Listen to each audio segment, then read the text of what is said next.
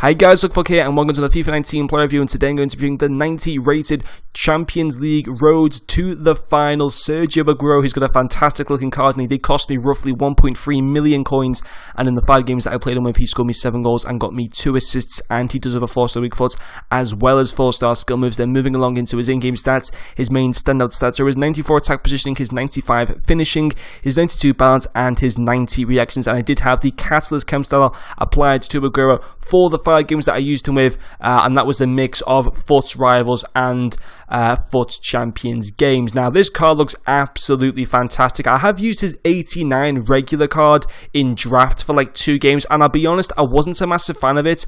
For me, he lacked physicality and he lacked cutting edge pace, but I can definitely tell you guys, it's not the same with this 90 card, because with this 90 card I was able to use him a little bit more than just using him in the draft, really just for 2 games, which isn't a lot at all. In these 5 games I was able to use him a lot more and in a really, really good team as well, and I have to say, I thought he was absolutely fantastic. Now don't get me wrong, 1.3 million coins is a lot of coins for this card, but just think of the benefits. In a few weeks time, this guy will be a 91 rated card once Manchester City have qualified for the last 16, which is very, very exciting. But getting into his first pro is going to have to be his finishing. His finishing stats are absolutely fantastic, and 95 in-game finishing, 94 attack positioning. He's also got very nice volleys, long shots, shot power, all very, very nice. Now I don't tend to use long shots that often in FIFA 19, but I believe he did score me 1 or 2 goals from inside the box. He definitely scored me 1 goal from outside the box, but you know, both inside the box and outside, very, very good finishing, absolutely fantastic. His finesse shots are pretty nice as well.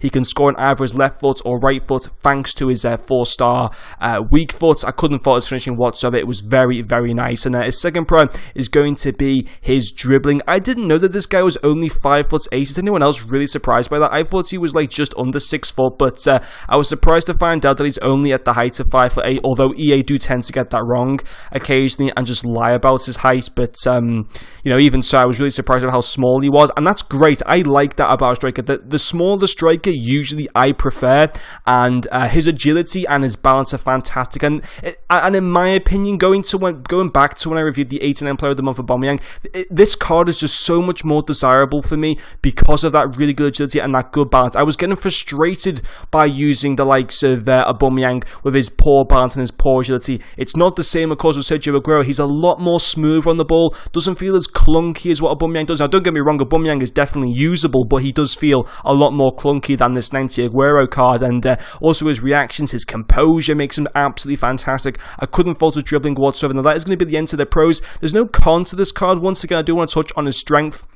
It isn't out of this world, but so it shouldn't be. You know, it's not often you see a 5'8" player that's got really, really good strength, so that's not too much of an issue. His pace, he doesn't feel as quick as 85 pace. I even have the Catalyst Chem style, and he doesn't even feel that quick either, which is a little bit disappointing. It's not bad, you know, he's a quick player, but it doesn't he doesn't feel as quick as what his card stats show that he does have through his pace. He doesn't feel as quick as that. According to the Catalyst Chem style, his pace is supposed to be in the 90s in both categories for acceleration and sprint speed. It doesn't feel like that whatsoever, but he doesn't feel slow at the same time. He can definitely pull away from defenders. That's not going to be an issue whatsoever, and overall I really thoroughly did enjoy using this card. I think it's going to be a decent investment as well, as obviously, as we know, Manchester City, I think we can all probably safely say, are the best team in the world right now. I think the only other team, in my opinion, that can rival them is Juventus, and look what happened to them. They actually lost there 2-1 at home earlier on in the week to Manchester United. So I think Manchester City, I mean, obviously it's a cup competition, so we don't know what's going to happen, but they've got to be favourites to win this competition.